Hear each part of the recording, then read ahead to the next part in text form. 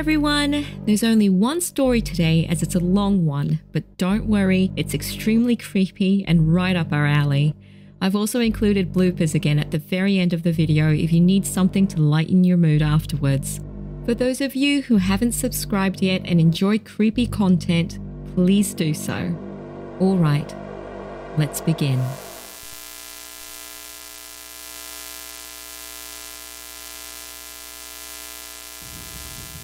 During summer vacation in my second year of high school, I went to a training camp in the mountains of a small village in a different prefecture for our school baseball team. The location was quite nice, but it was also isolated with another hotel and one convenience store about 500 to 700 meters away. I remember being really excited to be there with my friends. That night, we were bored, so we got permission from our teacher to go to the convenience store to buy some snacks. There were 10 of us all together as we began walking towards the store, making lots of noise in our excitement to be on this big slumber party, if you will. Most of us were obviously there for the fun rather than for the training. It was the first time we were walking down this direction, so none of us saw it during the day, but we noticed that there was what looked like a house standing behind the dormitory building. There were no lights and it was completely dark inside. It could have been abandoned or someone could have been living in it, but we all figured it was some kind of rental villa or something. One of the guys suggested we all go check it out, but we knew we'd get in trouble if we took too long to get back, so we all agreed to go get some snacks, head back to the dorms, and discuss this matter later on. On the way back from the convenience store, another guy said something that made us all stop in our tracks. Apparently, he saw the door to the house slightly open and a child peering out from the crack. We all started laughing and telling him that his trick to scare us wasn't going to work, but seeing how serious and earnest he was about it, I got a bit creeped out. So, I took it upon myself to go check it out. I walked close enough to the house so that I could see the door and it was closed. The lights were still off and there was nothing unusual about the building itself. We all walked back to the dorm while trying to scare each other, laughing and hollering in the night. We went up to the second floor where our rooms were located. You could see the house in question from the window in the hallway. My friend and I stopped and looked out towards the house. We just stood there staring when the door suddenly opened, just slightly. It was a bit difficult to see because there were some trees obscuring our view. But we could see a child's face poke out and look directly towards us. We both slightly jumped back. What the? Is that a kid? My friend broke the silence. He was visibly shaken, and I too was frozen in a mixture of surprise and fear at this sudden occurrence. I replied, It's looking at us. At that moment, we heard laughter coming from the room behind us. We both jumped again as I said, This is bad, isn't it? The kid's definitely staring at us. My friend replied, I want to take a picture. I'm going to go get my cell phone. Wait here. And he ran off towards his room. Some of the other guys heard us talking and came out into the hallway wondering what we were being so loud about. There were students from other high schools there too. I think there were about 60 of us and half, so about 30 guys, all came out and the hallway was suddenly packed with everyone trying to get a glimpse of the kid in the house. The kids seemed to still be looking up at us. Everyone started to get really loud and eventually 4 of the teachers came out as well to tell us to shut up and go back into our rooms. As my friend and I were telling them what we'd just seen, a few of the guys were still looking out the window and I heard them suck in their breath and then heard a very faint sound of a door closing. By the time the teachers looked out the window, the door to the house was closed. The house stood there, dark as ever, with no sign of anyone being inside. Naturally, the teachers didn't believe us, but 2 of the more enthusiastic young teachers decided to go check it out and went around the back of the dorms. As we watched from the window, they appeared with flashlights and were doing something at the entrance to the house. It looked like they were checking whether the door was unlocked and began knocking on it.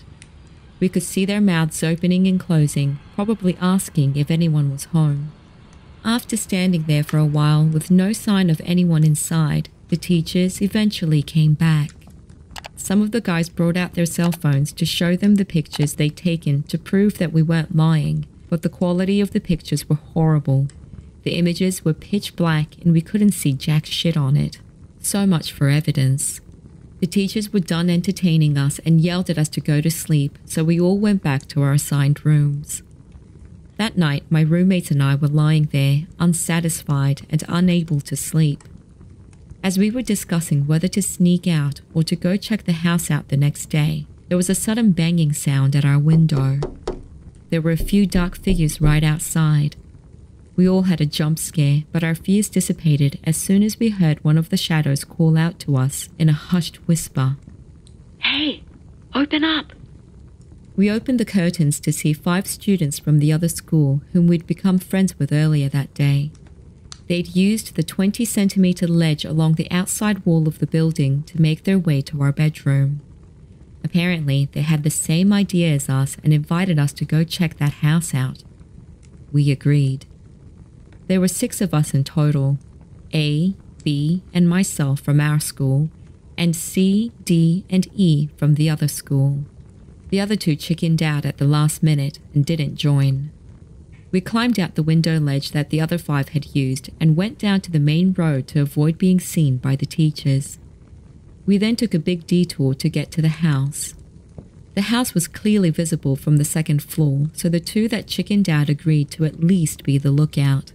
They were to flash their lights if any teachers came around. Seeing the house up close was really creepy. It wasn't obvious from a distance, but there was moss and ivy growing on the walls, and all the windows were boarded up. It was obvious that this house was abandoned and that it had been this way for a fair while. A, B, and C walked the perimeter of the house, and although I knew the door was locked, I tried the handle anyway. To my surprise, it opened without a hitch. I called out to the 3 that were behind the house somewhere, and they hurried back, and we all stepped into the house. It was summer, and the hot and heavy humid air hit us straight away. It smelled extremely moldy. Was it even safe to breathe this air? The inside was quite clean. It wasn't vandalized like a lot of other abandoned buildings, and because there weren't any furniture, it felt quite spacious. As we were exploring the 1st floor, E suddenly said, Hey guys, shh. There's someone laughing upstairs. We all stopped dead in our tracks and listened carefully, but couldn't hear anything. The rest of us told him it was probably his imagination, but E couldn't let it go. He told us he wanted to go check it out. Since we weren't done exploring the 1st floor, we decided to split into 2 groups. A, B, and I decided to continue looking around the 1st floor, while C, D, and E went to explore the 2nd floor. We agreed to meet up at the stairs if anything happened. A few minutes of silence other than some whispering and the scuffling of our feet went by when all of a sudden we heard loud laughter coming from upstairs. We then heard C and D's voice. Yo, E, you okay? What's wrong? E! E! We ran upstairs to see what was going on. The 3 guys were in the room at the end of the hall. E was looking at the window and laughing hysterically. C and D looked terrified.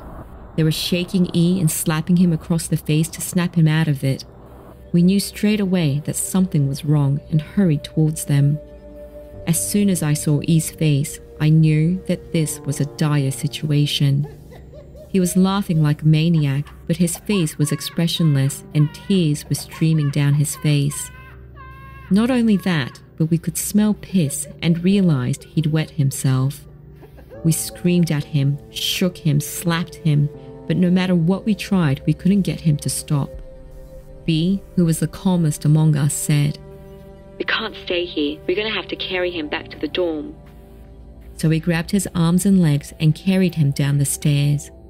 That's when it happened. B yelled out, I can't open the door.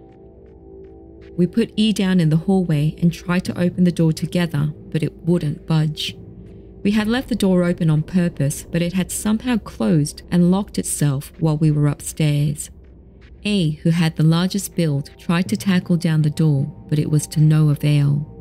We were all beginning to panic and looked around at each other when we heard a faint, monotonous voice from the second floor.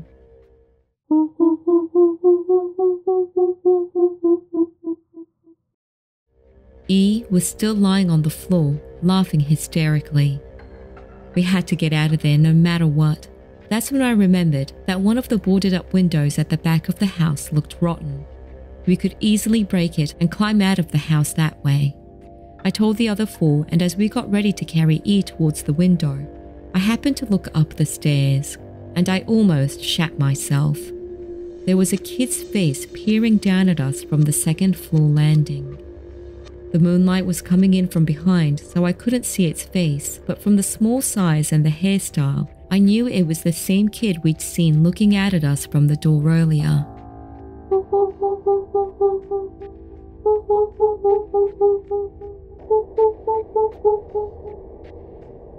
It was the kid's voice. But hold on. Something was off. I stared at it in shock, unable to move, and it hit me the next second. The kid seemed to be leaning over quite far, but the only thing I could see was its head. No shoulders, no upper body, nothing. I was frozen in place and I just stared at it when C came over to me and said, "Hey, what are you doing? We need to get out of here now. Something's wrong with this place." It only felt like a few seconds to me, but apparently the rest of the guys had already carried E to the back of the house and smashed the window and the wooden planks covering it. I had apparently been staring at this thing the entire time. C grabbed my arm and pulled me to the back of the house. We climbed out as fast as we could and could hear the strange sound. Was it laughter? Still echoing from within the walls as we carried E back to the dorm. D ran ahead of us to get one of the adults. Shortly after, an ambulance came and took E to the hospital. We were severely scolded by the teachers, and our summer training camp ended right then and there. At around noon the next day, as we were all packing up to head home, about 10 cars drove up to the grounds and 20 or so men ranging from about 40 to 70 years old climbed out. Some looked to be from the local fire department too. After talking to our teachers, they walked towards the house and began putting up a rope around it as if building a fence. We asked the teachers what the rope was for, but none of them answered, and we all filed onto the bus and headed home. E was hospitalized for about 2 days, then taken elsewhere and returned 4 days later as if nothing had happened. When I asked him about it later, he had no memory of anything from the point he entered the house until the previous day.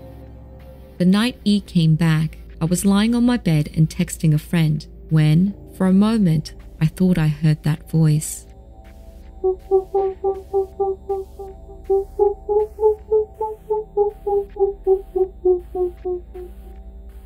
I jumped up and opened the curtains and looked outside, but nothing was there. I must have been imagining things. I decided to go downstairs to get a drink. I took a bottle of tea out of the fridge and went up to the second floor, and just as I reached the top of the stairs, I caught a glimpse of the roof of my room through a gap in the window curtains. My house is L-shaped and my room sits on top of the garage, so I had a clear view of my bedroom. There was something on the roof. Having just gone through something horrifying at that house, I immediately began to freak out. My heart started beating faster and I felt a chill run down my spine. I tiptoed to the window and opened the curtains a little bit more to get a better look. There was what appeared to be a small child wearing a kimono sitting there. But there's more. The kid was leaning forward a little and looking down. But instead of a neck, there was a long, straight, rod-like thing stretching out about 1 meter, and its head was attached to the end. It was peering into the window of my room.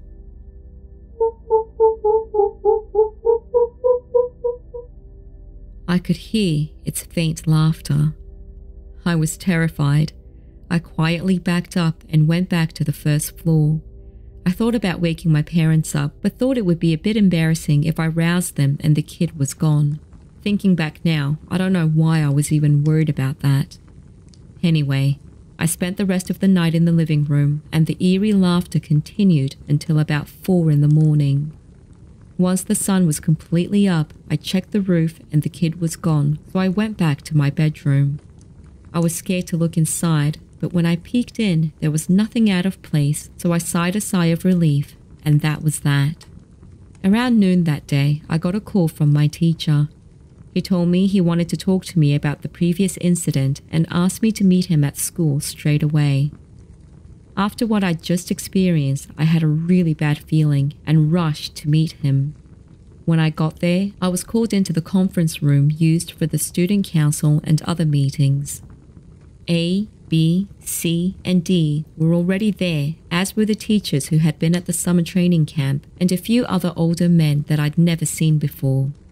Without so much as a hello or waiting for me to take a seat, one of the teachers began talking. To summarize, E had gone crazy again just like he did at the house, and he was taken to some place to get treated. He didn't specify where. He then looked at the 5 of us one by one and asked if we experienced anything strange the night before. I spoke up right away and told them that there was something on my roof that was staring into my bedroom, but the other guys hadn't seen or heard anything unusual. So, it was just me. And that's when C said, I remember you staring up at the second floor when we were in that house. Maybe it's got something to do with that. That's true, I thought, and said to everyone.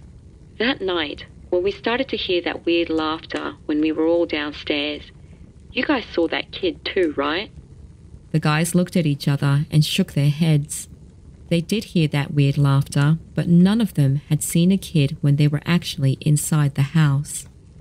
The only time they saw anyone was when they were looking at the house from the dorm and saw it peering out through the front door. As we were going back and forth about it, one of the men who had been sitting there silently began to tell us the details of the incident. It was quite a long story, so I'll just give you guys the gist of it. The child, or the thing that we saw, is called a Hyouse. It's apparently a kind of yokai, which is a class of supernatural entities or spirits in Japanese folklore. It's not simply the Japanese word for demon, as is sometimes believed. They are the embodiment of a moment, a feeling of dread and bewilderment, or awe and wonder over an extraordinary event, or a strange sound or peculiar scent that demands an explanation. It's an ineffable phenomenon explained only by a supernatural entity. The Hyouse is unique to that area and rarely shows itself, but on rare occasions appears on the roof of the house where a pregnant or infertile woman lives and laughs. It is said to be a very auspicious occurrence whereby the pregnant woman will have a safe childbirth and the infertile woman will become fertile. However, for reasons unknown, every few decades or so, it is known to attack, possess, and kill a child. There was nothing special about that house. It just happened to be where the Hyouse appeared and was purely by chance. If it was in the stage of possessing and killing a child, there were certain countermeasures that could be taken to prevent it from happening.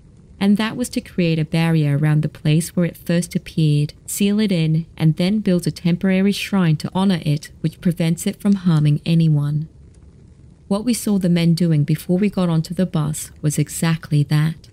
Normally, after building a temporary shrine and praying, it should all come to an end. However, this time, something went wrong and it escaped. That's why E was victimized again, and to top things off, it had also appeared at my house. The fact that it appeared in the first place was already quite uncommon, let alone traveling outside of the village where it's originally from. It was completely unprecedented, and considering it had only been 20 years since its last attack on a child, it was way too early for it to be happening again. All of this was occurring in real time, so the only thing we could do was to try to combat it. One of the men there was a monk from the temple in the village in question, so he performed an exorcism on all of us, gave us a talisman to hold on to, and we were allowed to return home. Finally, at this point, they told us that E was being taken care of inside the temple and would stay there a while longer. The men were planning to go back to the house that day to make another barrier in hopes that this time it would get rid of the Hyouse. We should have gone home, but decided to all go back to my place, which was closest to the school, for a sleepover. Although the priest told us we were safe, we were still fearful and wanted to have each other's company, at least for that night. Later that evening, while we were playing video games in my room, we heard a tapping sound on the window. It was a uniform and rhythmic tap. As I explained just before, my room is above the garage and the walls are completely vertical, so there's no way anyone can climb up and tap on the window. And it was the same window that the Hyouse was peeking into the night before. Given the strange reality we were living, we all went stiff and refused to make a sound. At least until B stood up and said it was either the wind or someone playing a prank. He was about to walk over to the window to pull the curtains open, but I stopped him. The constant, rhythmic tapping continued. D said, "We need to find out what's tapping the window. It's scarier to not know."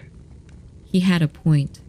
I couldn't bear the thought of this tapping continuing through the night, not knowing what the cause was. So we all crept out of the room to the window above the stairs that had a clear view of my room. We opened the curtains just enough to be able to look. And there it was. Just like the previous night, it was sitting on my roof. Its long, stick-like neck was extended and it was looking into my room. The knocking sound was coming from its head banging against the glass.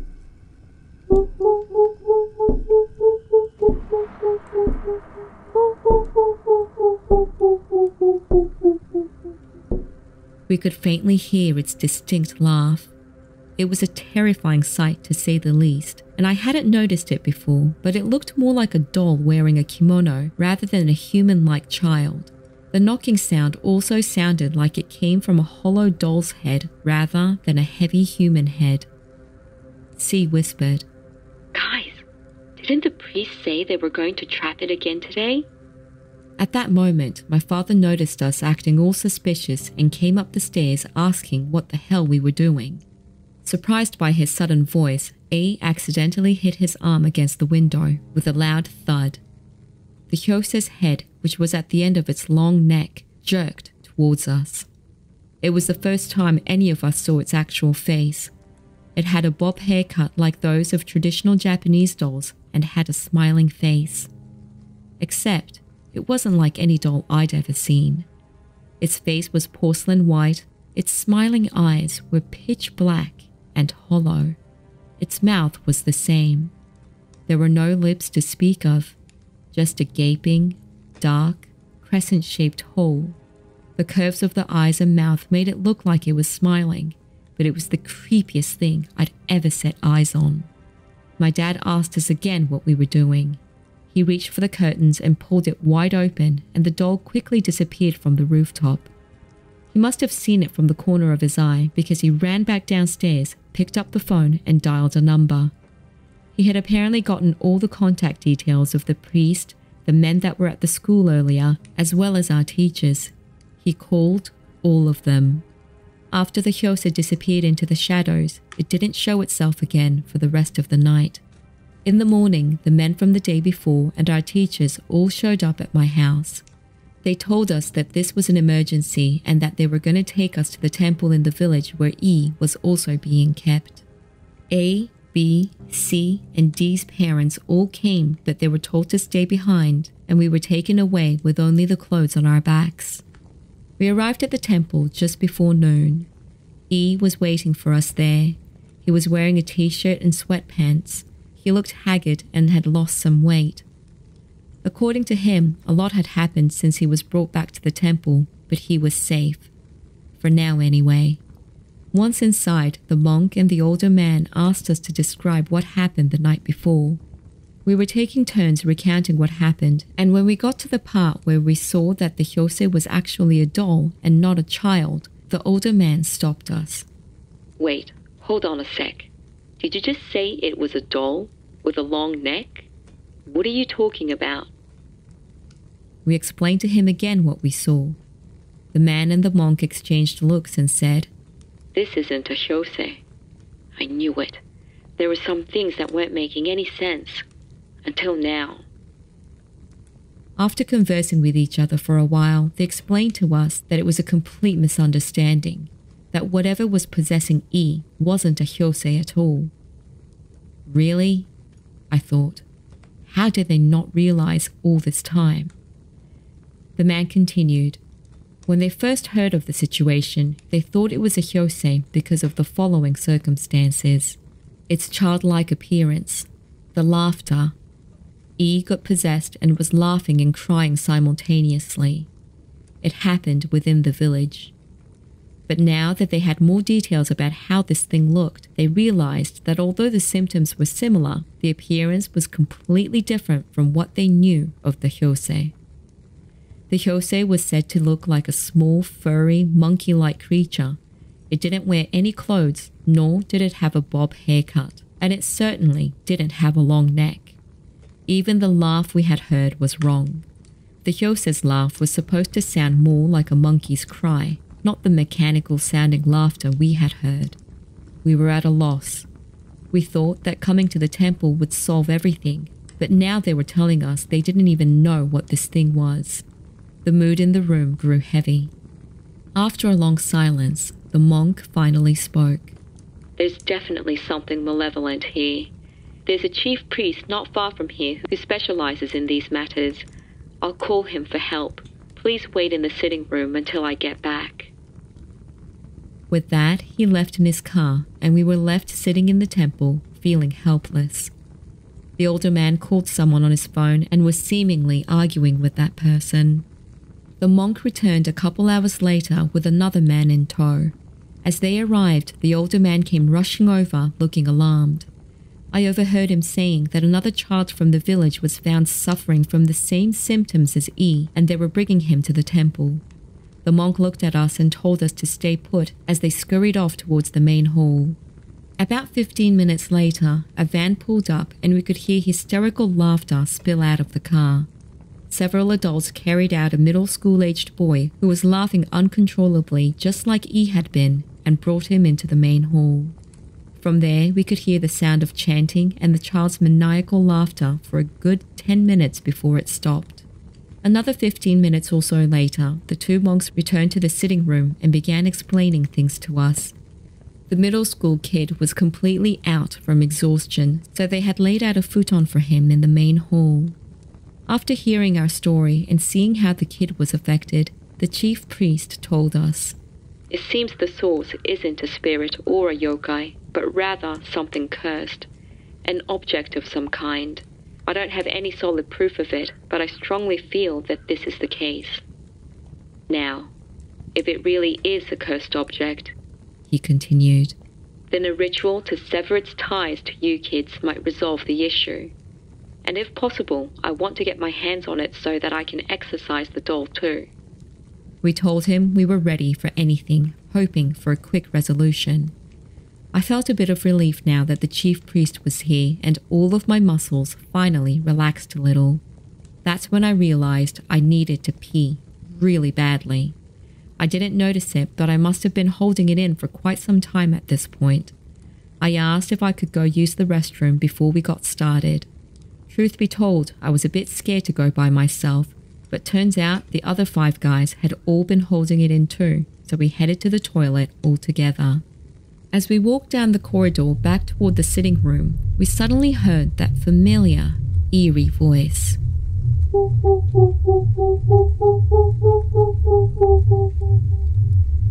I couldn't tell where it was coming from, but it was close. Very close. C whispered, It's nearby, isn't it? A responded, Yeah, it's really close.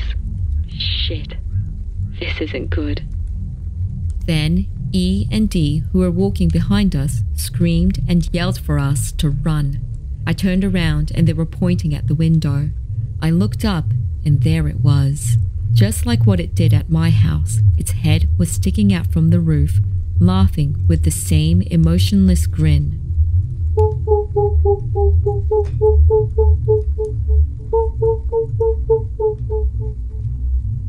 Its black eyes and mouth stared at us, smiling as we bolted back to the room. The 2 monks and the men were waiting for us as we basically dove into the room. It's a bit late, but it was around then that I realized the older man was the village chief. We told them the thing was back again, and the monks immediately had us sit down and they began praying. As this was going on, the location of the laughter moved. It was now coming from right above us along with the knocking noise. The 6 of us huddled together, scared shitless. After a while, the laughing and knocking suddenly stopped. Just as I was about to ask whether it was over, we heard its laughter coming from the garden just outside the main hall.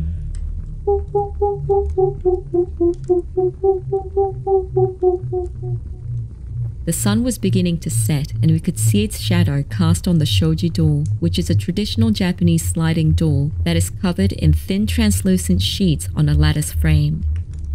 We could see the head of the doll swaying as it laughed. At that moment, I think I snapped. The fear, anxiety, and lack of sleep over the past few days had taken their toll, and I just lost it. As I watched the doll's shadow sway, I began to feel more annoyed than scared. The way it moved irritated me, and finally, I couldn't take it anymore. I grabbed the heavy iron candle stand, ignored the others' attempts to stop me, and yanked open the sliding door. The doll's face was right in front of me. I felt a surge of fear, but it only lasted a moment as my anger boiled over. I raised the candle stand and swung it down over the doll's head, screaming God knows what as I did so. There was a loud crack as it struck the doll's face, and it fell to the ground. I jumped down into the garden barefoot and struck it again, yelling. As I did so, I felt a strange sensation growing in my head.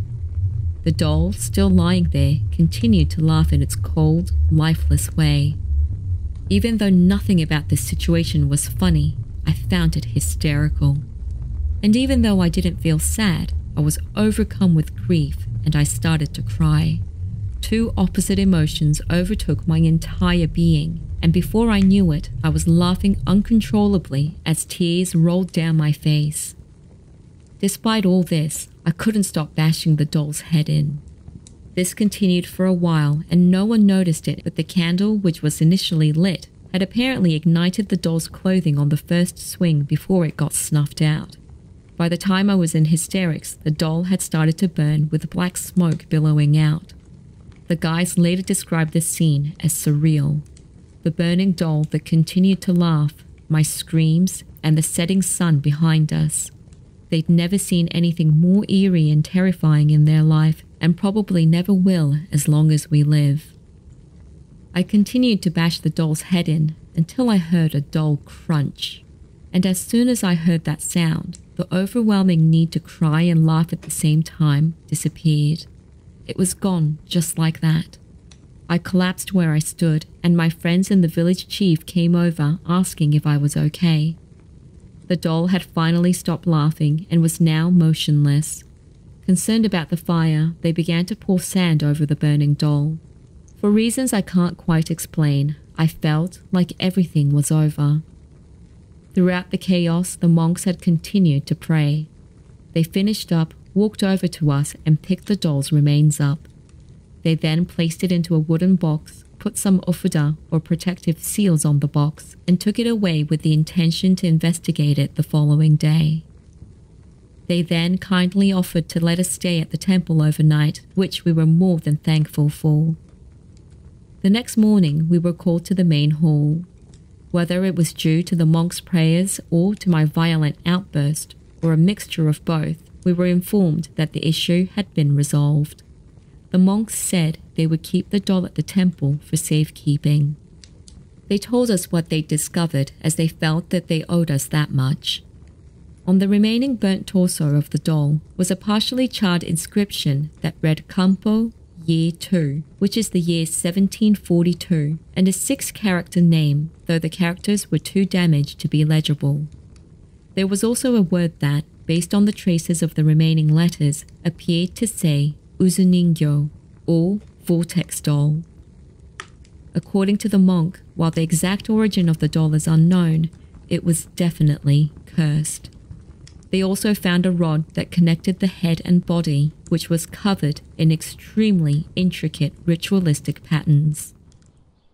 Since then, as far as I know, nothing unusual has happened to me or any of my other friends who were involved. The monk at the temple promised to contact us if they ever uncovered the doll's true identity, but several years have passed and we have yet to hear anything. Ho, ho, ho, ho, ho, ho, ho, ho, ho, ho.